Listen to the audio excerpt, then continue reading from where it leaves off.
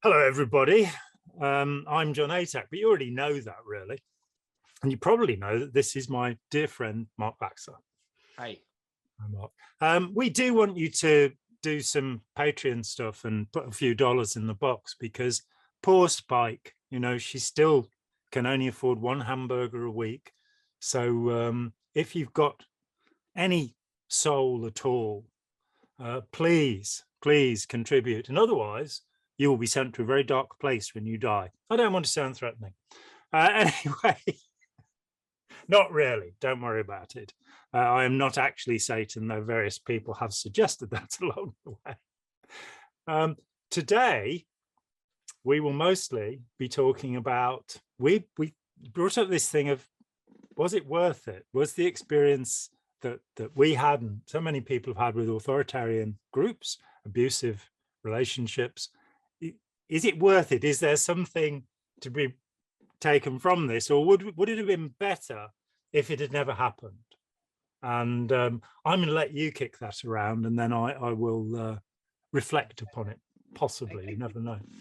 Thank you, John. And I don't know about the Patreon contribution. I thought they were going to just give the money directly to me. No, just no, that'd be good. We'll put Mark's bank details at the end. Right. I'm making a film, and I only need about $22 million.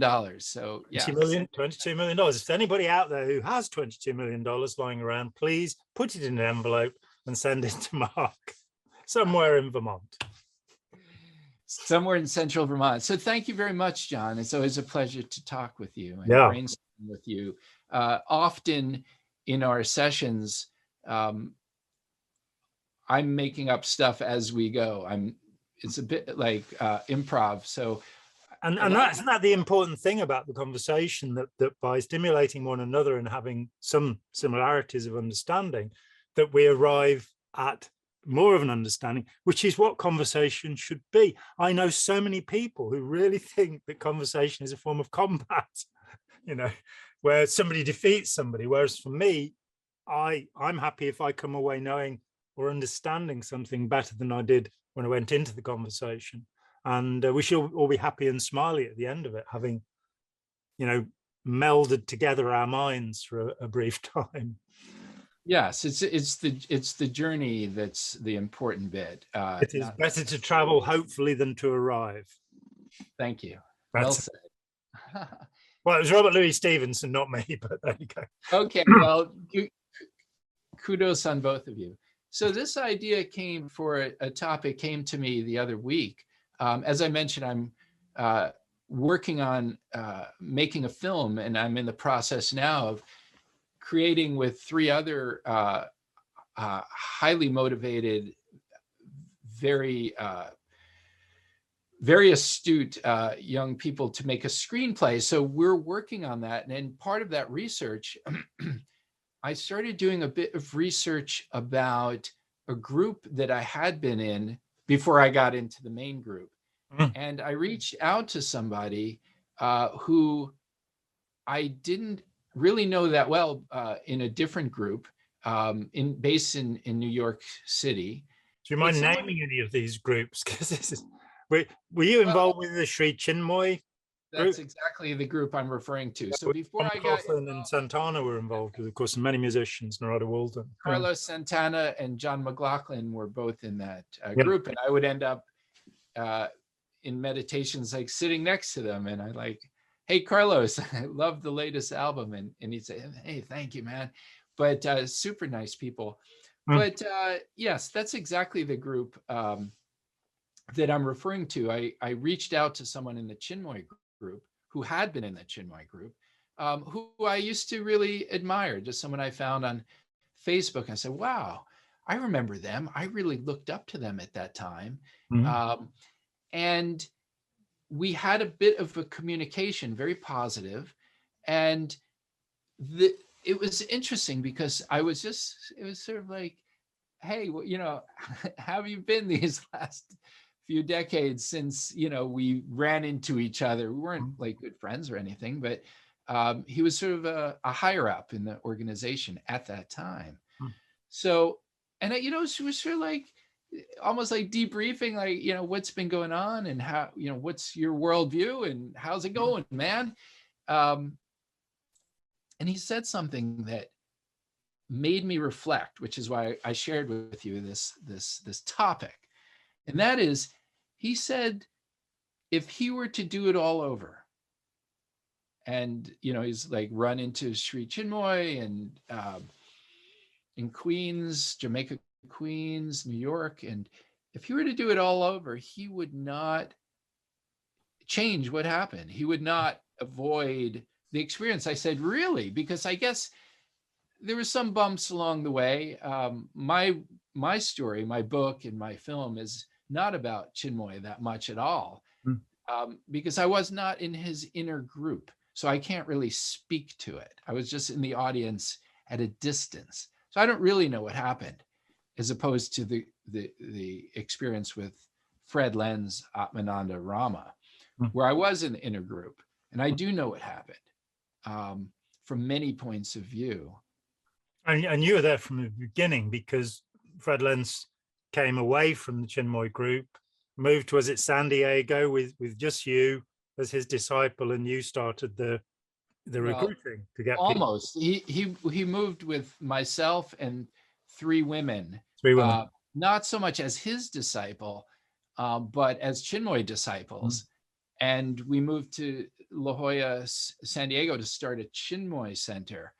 And my story is my story is sort of his story, is how he pulled back from Chinmoy and one day announced that Chinmoy had fallen and lost his mojo.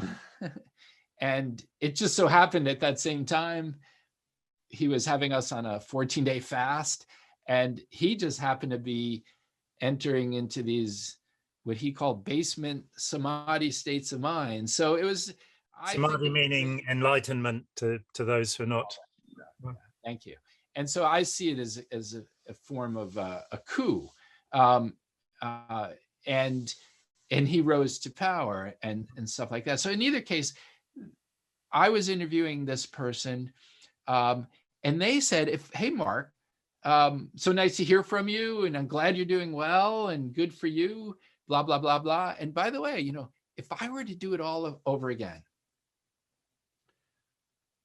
I wouldn't change a freaking thing. And I thought about it, because I've talked to a lot of people who've been in groups, cults, destructive cults, hierarchical, steeply hierarchical groups, people who've been hurt, either in the form of people who've been in my group or people who've read my book and it meant something to them and they reached out to me looking for help. I'm not a professional, but I'm, generally okay to talk with people and provide whatever thoughts I may have about these deeply hierarchical groups. I'd never really heard somebody say that before, John. It's usually, oh my God. And this is like me talking. Right. I wish. And this is like not just other people, but me. It's like, oh, dang. I wish that I had hitchhiked out to the desert and not gone to this lecture in Manhattan where I met blah, blah, blah. Or I wished that I just went to a different university. I wouldn't have met this person and my life would have been so much better, because guess what? Because I got hurt. I got hurt. And other people, like this other person I was talking with in New York, he got hurt in some way, or he got deceived. And here's this guy's telling me, yeah, I got hurt. People around me got hurt, but I'm glad I did it. Yeah. My life is so much richer. And I thought about it. This is recently. I thought, wow, what a concept. What does that mean? I'm glad I did it. And not glad that he got hurt. Not glad that he was, had some abuse or whatever. Not so much this person is a masochist, but or into self-flagellation. That's not where he's at. No. And I said to him, what do you mean? And he thought about it. He said, well, Mark, I met, and this kind of resonated with me. He said, I met through my journey in and out of this group the most amazing people. Yeah. I'm just sorry to repeat, the most amazing people. And I thought about it, just freeze that thought, bing, stop. And I thought about it, John. I said to myself, self, same here. I have met, whether they were in the inner group or the outer group or people along the way, people like yourself, people are seekers, people who've been heard or not heard, or just people looking for something. And these are like I'm just so close with these people. And I've met the most amazing people. It's such a brilliant community of souls. I'm just honored that they're in my life. And then I say, okay, so you met amazing people. What else? And he said to me, you know what else, Mark? I said, what? And he said, I have learned so much. Yep. And I thought to myself, and I wanted to say, yeah, but couldn't you learn that in a book or a movie? And I stopped myself because I thought to myself, that's not really how life works, is it? No. Oh, Kermie. Not really. You need to fall into the swamp and get all muddy. I thought to myself. I didn't have a super long conversation with this gentleman, but that conversation sparked this idea that I just wanted to share with you. And I thought, well, what does that mean for me? It's like, I kind of got abused by being in this group. You could say intentionally, you could say unintentionally. I'm sure that there are very intelligent psychiatrists who have all language surrounding my experience. And some stuff that happened was really bad. But so much happened that was good. Yeah. And I was able to figure stuff, I was going to use a different word, out. And I reflected for years, and I took a grit of sand and turned it into a pearl, which is my first and third books. And I've helped a lot of people. Yeah. I don't get paid for it. I don't want money. Apart from the 22 million that's going to be. Except the 22 million. I don't want money, John. No. Yeah. So, but seriously, sincerely, if I'm going to give someone some thoughts about being in a steeply hierarchical, sort of abusive group, also known as a destructive cult, I'm not looking for money. I've been offered money many times to talk to people. I say, no, I just do it for free. That's not how I make my money.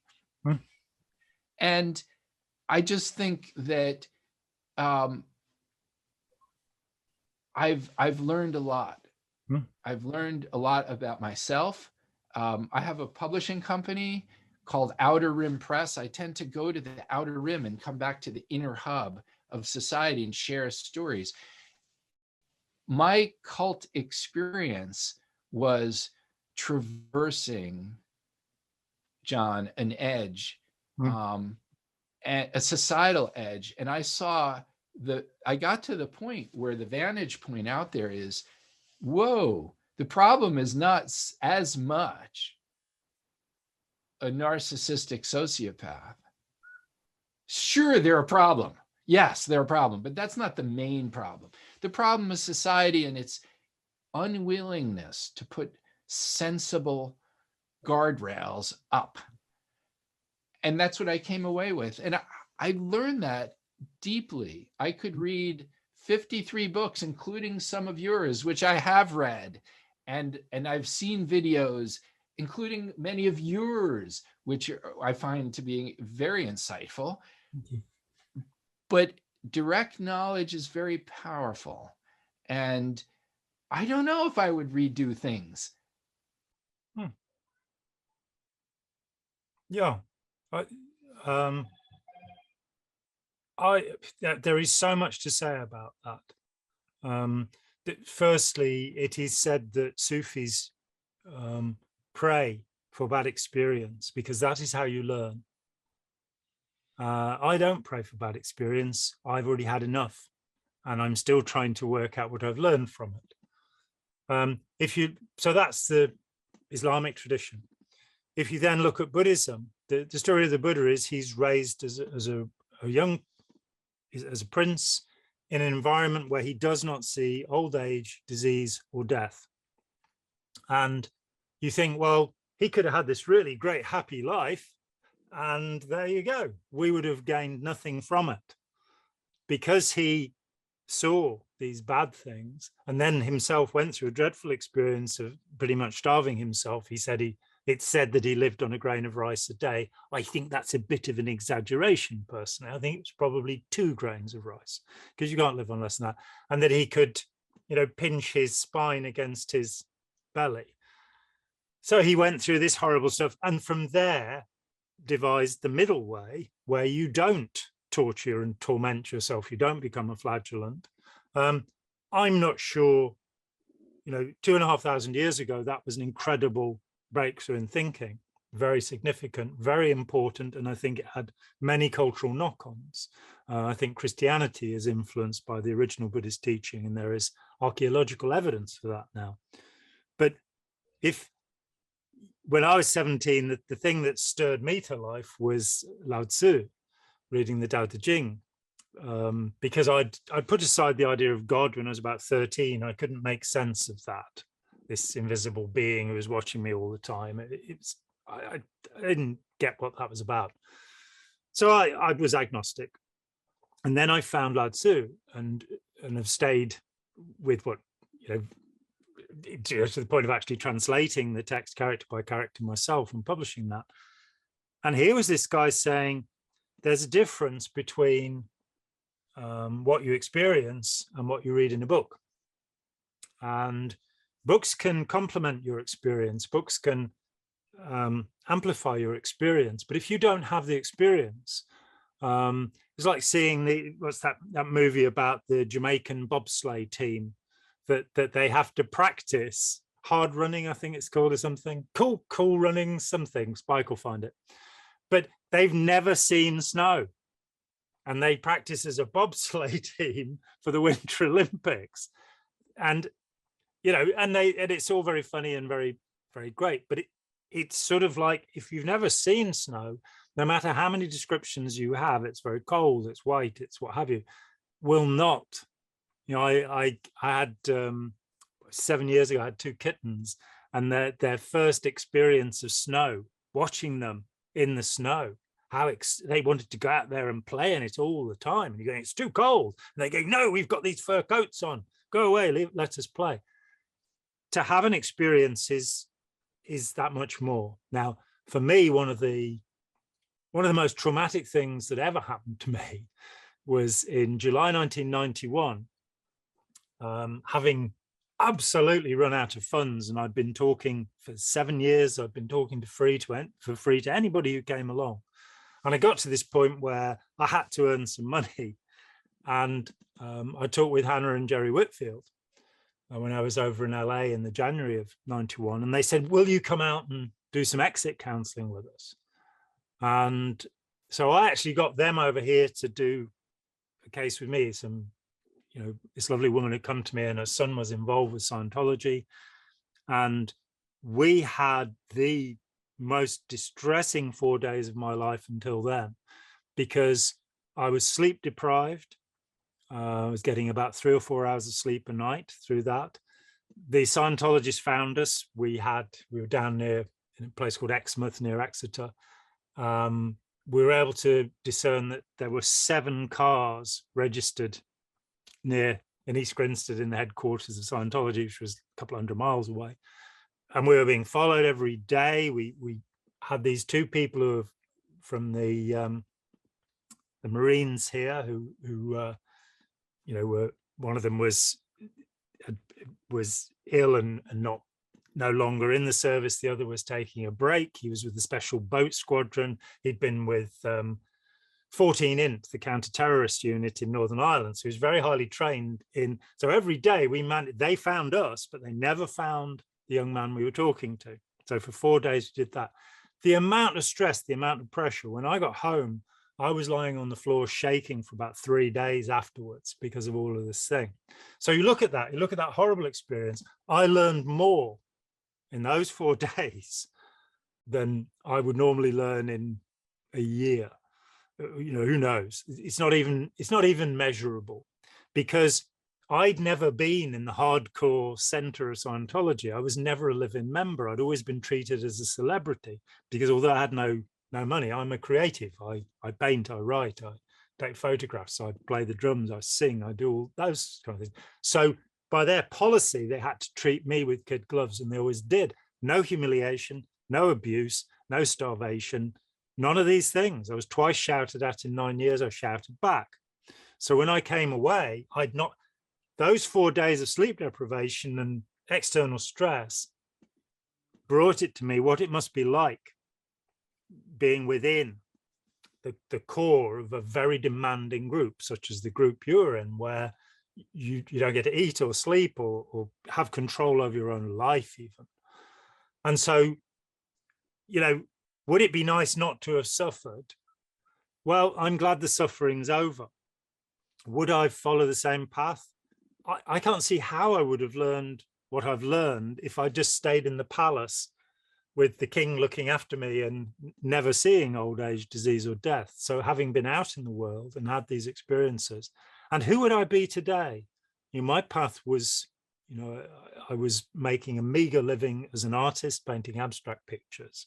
I've had, you know, I had a year or two where I played a lot of gigs as a drummer in my teens. I've published novels, this kind of thing. Who would I have become? I could have become this creative person. I could have made a living doing that. But what I see in the arts in general, and about 98% of what we're looking at, is a kind of shallowness. Depth only comes from experience. So every now and then you get a movie like, say, American Beauty, where Alan Ball, and it took him 5 years to sell the script, which is an incredible thought, and it then garners all of these Oscars. But every now and then a brilliant creative work will come forward, but it won't come forward from somebody who grew up in a palace, has had a really easy life, you know, smoked a lot of dope and not had to do anything. Great work will come from people who've had deep experiences. So the paintings of Gauguin or Van Gogh come from turbulent lives, not necessarily very accurately represented in movies, I must say, Lust for Life or what have you. But nonetheless, it is those pressures. If you survive it, and that's the key. I thank you for saying that, John. I was thinking two things. One of which was, if you're thinking, well, no, I wouldn't redo things because I have lived and learned and grown and turned some grits of sand into pearls and shared those pearls, that's all well and good to say. But I was not, speaking just of the group I was in, I did not receive the brunt of the abuse. I got some of it. I mean, I shared a house with a guy. I got a fair amount of it. But one thing that never happened to me, and this is the point where everyone's going to draw a line, different place. Some of the people in the group I was in ended up getting yelled at for hours while they were tripping on LSD. Given to them by Fred Lance. Yeah. So, or strongly encouraged to take it. I don't think he forced it into anyone's mouths. That's not how he worked. No. So that sort of thing, I just can't even imagine, because the thing is, you're so vulnerable with that drug, and that might be something that you can't climb out of. Yeah. And that's the sort of thing where, like, thank God, there by the grace of God go I, that did not happen to me. So I don't want to sound flippant and say, oh yeah, well, just, that's fine. Just go join a destructive cult and stay in one, and that's great, and you'll have great things to learn from. It's Yeah. not exactly the best way to go about learning, which brings me to the second point that I thought of when you were talking, and that is, I started thinking about the journey into a cult in a metaphoric way. And what came to mind, John, is the idea of microbes and how our immune system works and how vaccinations work, unbeknownst to probably about 30 or 40 million people in the United States. But actually, it works that way whether they are aware of it or not. There's a separate reality to whatever is in their brains. But in either case, it occurred to me that wouldn't it be cool, or not cool, but it could potentially be cool if there were something set up by society where you take a class in 7th grade or 9th grade or something like that, and the class is not just, okay, here, just write on the whiteboard, a destructive cult is this and this and this and this, and be careful, boys and girls. No, that's not what I'm thinking of. No. But I was thinking in terms of, there's play acting, and you experience what it's like, but the people in the group doing the play acting are so sensitive to who you are and where you are, that when it gets to a certain point, they stop and say, aha, now do you understand this? And it's so, in a sense, think of microbes. How do vaccinations work? By introducing the actual little boogie thing, the little virus, or a close relative of it, with cowpox and smallpox. Right, or something similar, exactly, with a similar genetic footprint. You are, or the medical community or the doctors and so forth, are training your cells through actual possibly harmful material to learn. It's teaching your cells, your immune cells, I guess presumably that's the white blood cells, to understand how to cope with if you actually got the actual malaria or smallpox or whatever it is, and start making the response immediately that thing comes into your system. Yeah, correct. That's the scientific biological basis of vaccinations, as I understand it. So too, to take a parallel view of what I'm trying to say, in terms of learning about abusive, steeply hierarchical cults, if you just read a book, you read one, my book or Steve Hassan's book or your book, these are, pretty damn good books, but it's not quite the same as ingesting some of that destructive material. But the trick is, you don't want people to actually join a destructive cult to learn about it. That, my friend, is going a bit too far. Yes. Oh, just a bit. But I wonder, I'm just brainstorming with you here. I sort of wonder if it would be a cool idea to have a troupe and, of actors and actresses who are highly sensitive and very aware and very kind and compassionate. And they go around supported by society as a type of guardrail, which society absolutely abhors, which is too bad. Why are there destructive cults? Is because society leaves the door wide open. That's why they're there, not because there's narcissistic. So there's always been narcissistic sociopath. It's up to society to build guardrails for those people who we already know are there. But society doesn't seem to have the balls or the interest, for whatever reason, to do any such thing.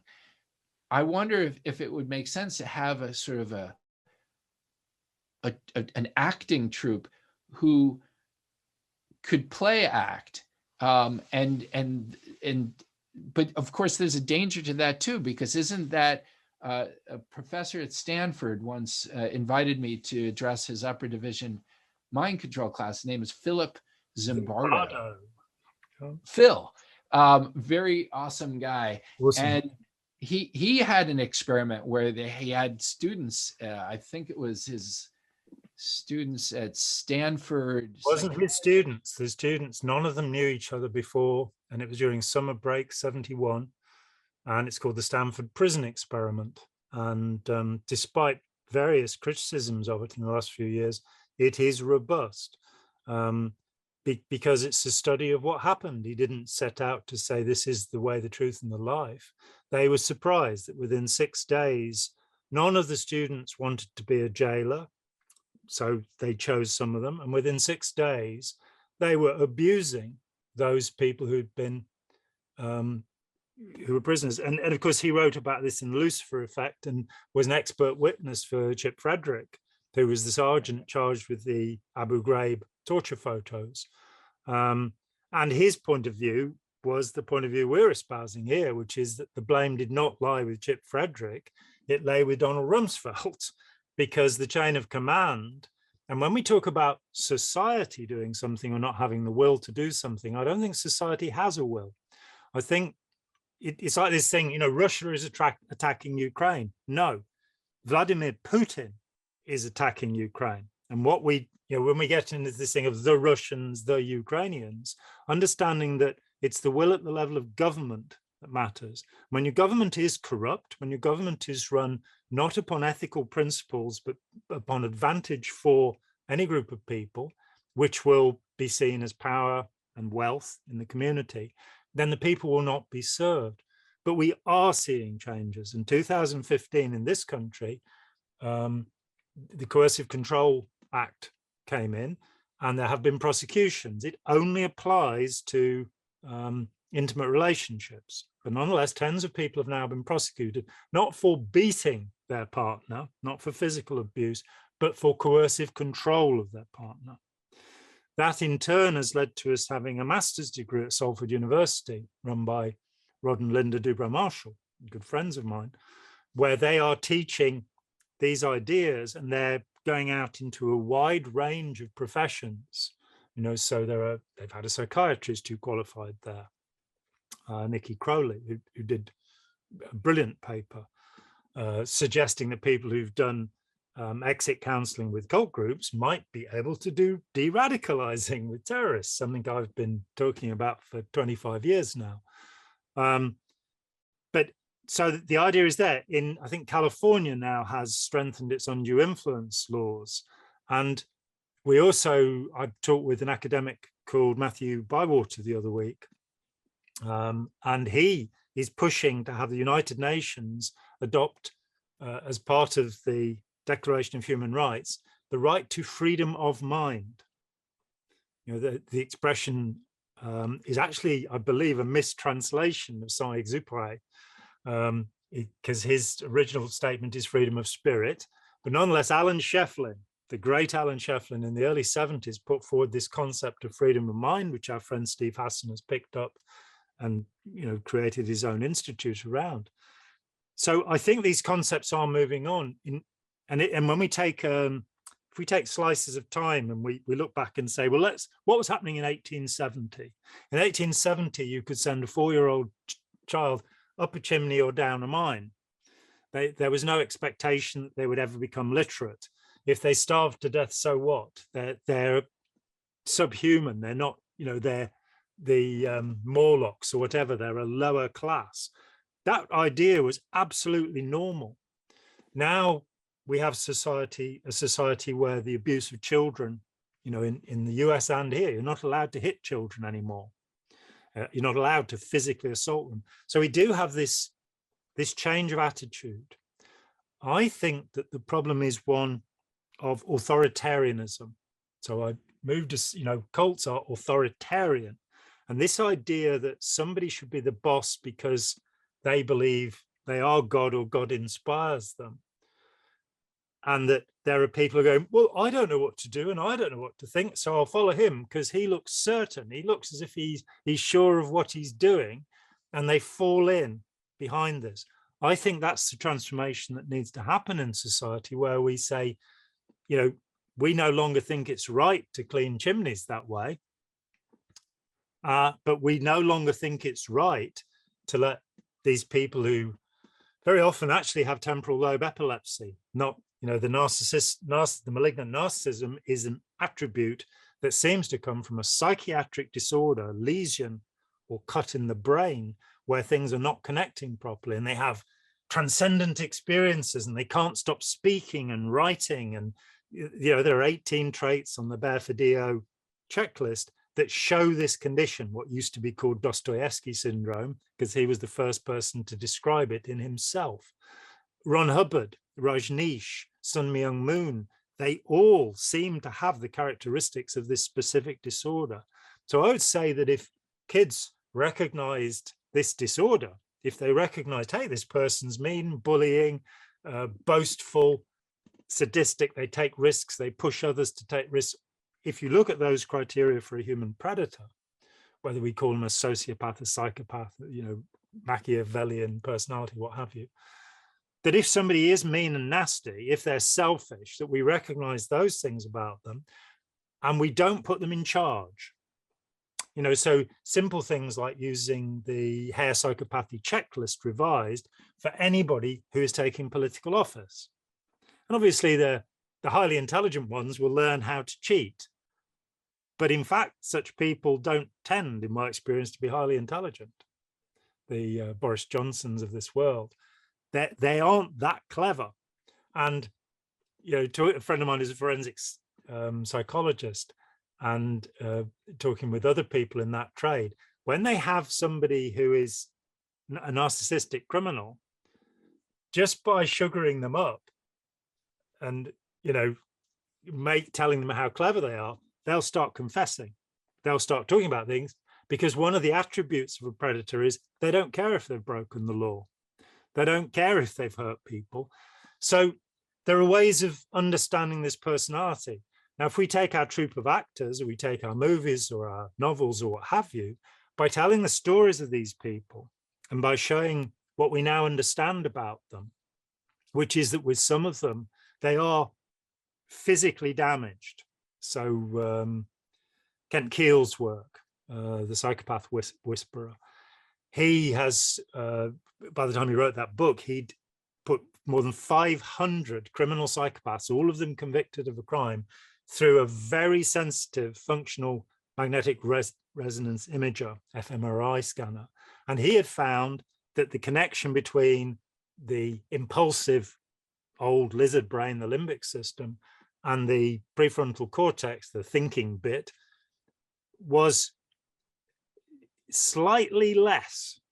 The numbers being given is about 7% on average than it is in other people, that is in the rest of us. And so they will tend to act impulsively. They will tend to be lacking in empathy. If we can recognize those people and help them, and if we can't help them, separate them off from damaging other people, but not put them into something like the US prison system and barbarize them, so they will brutalize them, so they will be much worse by the time they come out. But if we can make changes that push in that direction, but a lot of it is just recognizing this problem, authoritarianism, following people like Putin and not challenging and questioning them and doing something about it.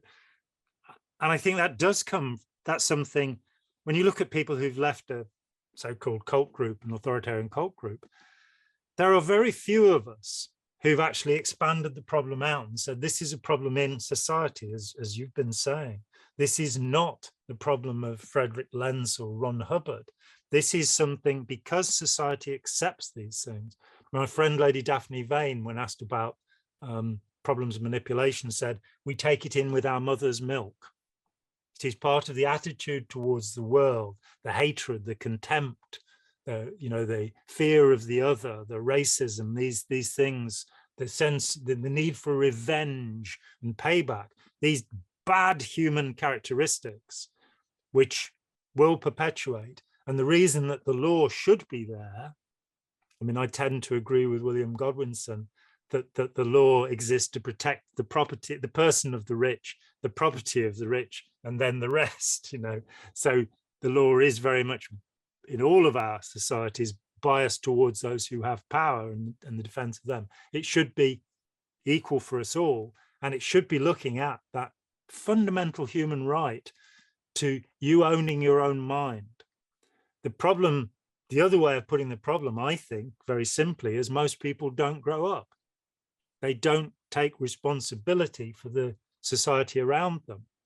And they behave like children. When you look at somebody like Lenz or Hubbard or Rajneesh, they have no empathy. They don't care about other people. They care about themselves. But their care for themselves, as Eric Fromm said, is this word narcissist is such a stupid word because they don't love themselves. They don't know how to love. And that's growing up, is the process of learning how to love, how to care about other people, how to be responsible and considerate towards other people, how to develop knowledge of other people and make the society a better place.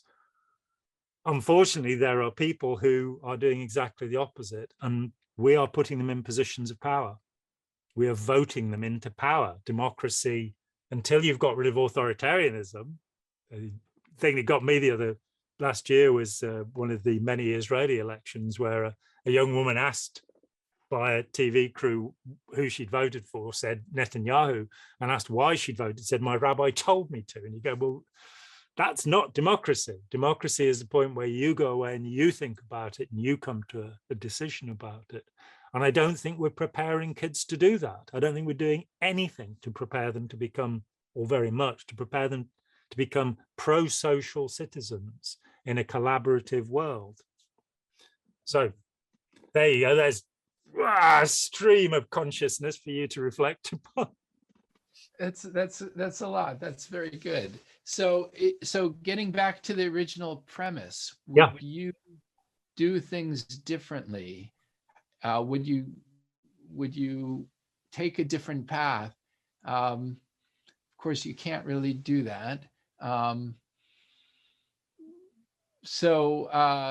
What parting words of wisdom do we have about this subject? Let me just interject something. I rewatched last night quite by accident. I was on YouTube, as you are, and there were Peter Cook and Dudley Moore, two of the great geniuses of the 20th century for my money. And Peter Cook was being, I can't remember whether he was being Grebe-Streebling or Streeb-Griebling in interview. And he was talking about his restaurant, the Frog and Peach, where you could either have a peach in a frog or a frog in a peach, and he didn't have any customers and what have you.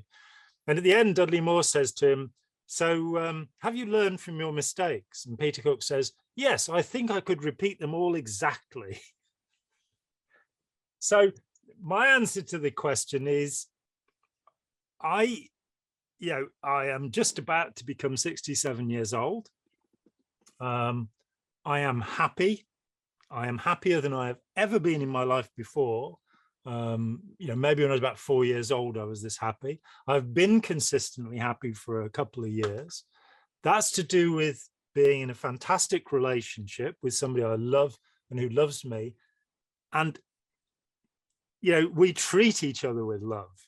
We don't sulk and shout and do the things that I got used to in other relationships. That is important. I don't think I could have got to that without the experience I've had. And I feel that I was pushed into it.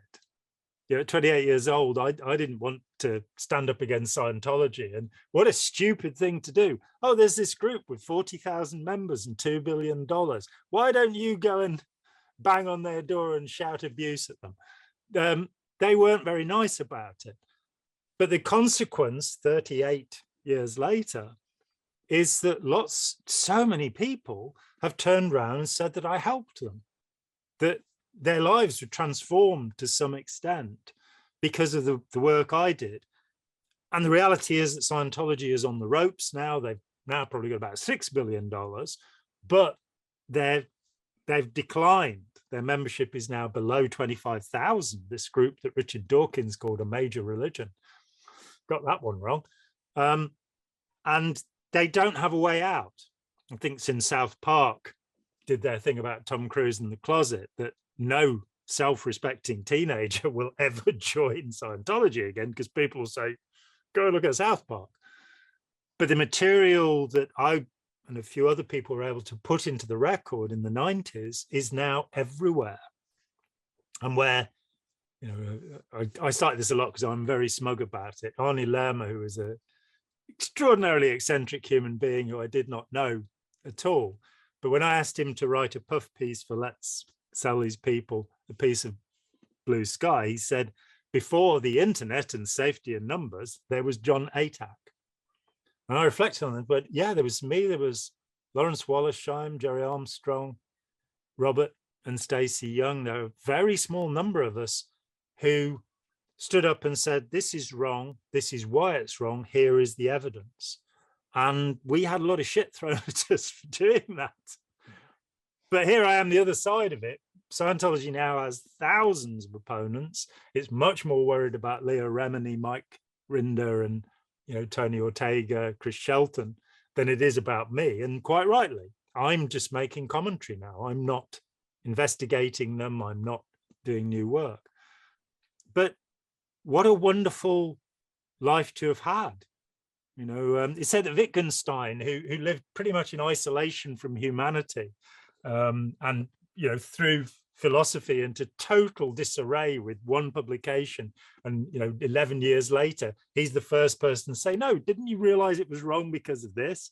But it said that his last words to his landlady in his tiny little pension in Switzerland or wherever, no friends, no society, he said, tell them it was wonderful.